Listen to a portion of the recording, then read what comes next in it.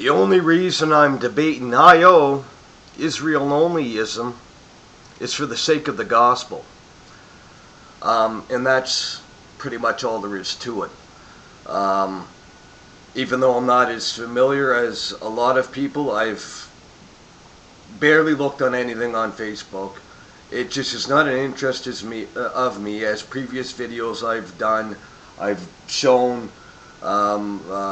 booklets, articles I printed off years ago on two-house theology dated 2011, which is very similar to Israel onlyism.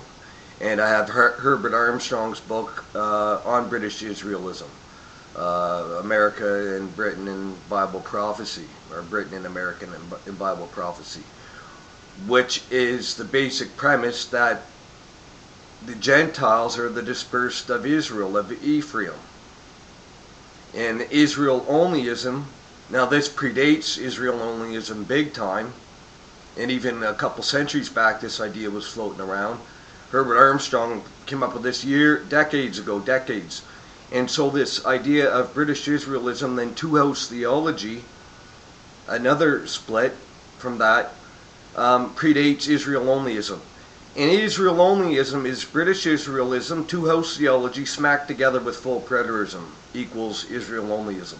So I looked into it a bit years ago as a friend of mine was pushing it on me. That was it. I have other interests, other areas of study when it comes to eschatology. That is not on my radar, and when it comes to soteriology and other issues, it's not even on my radar. And so I'm going to have to do a cram after my debate with Whitsett in looking at the material and doing whatever exegesis I can, but I am willing to do the debate. I did 2 videos today saying I'm willing to do the debate, and the reason is for the sake of the gospel. For the sake of the gospel of grace. The gospel of grace.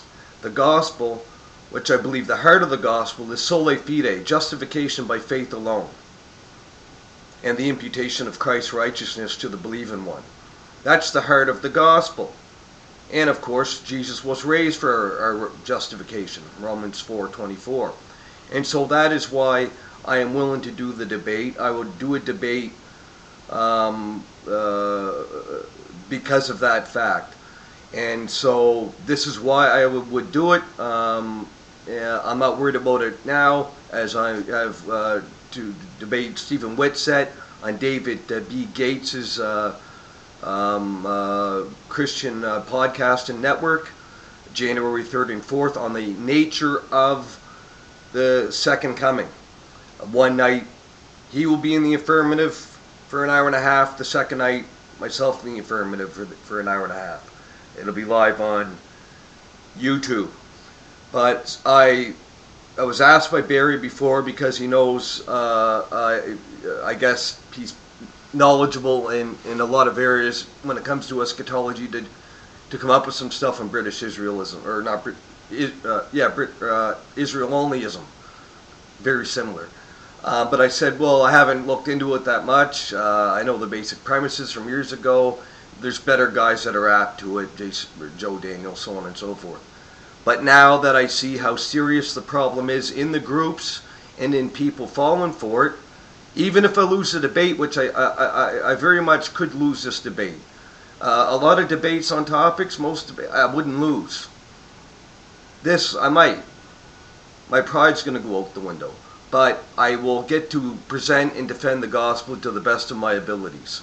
And so that is why I'm going to do this debate, for the sake of the gospel. I am willing to present and defend the gospel at any time. And so this is the reason why I am willing to debate a Israel-only advocate. That should suffice.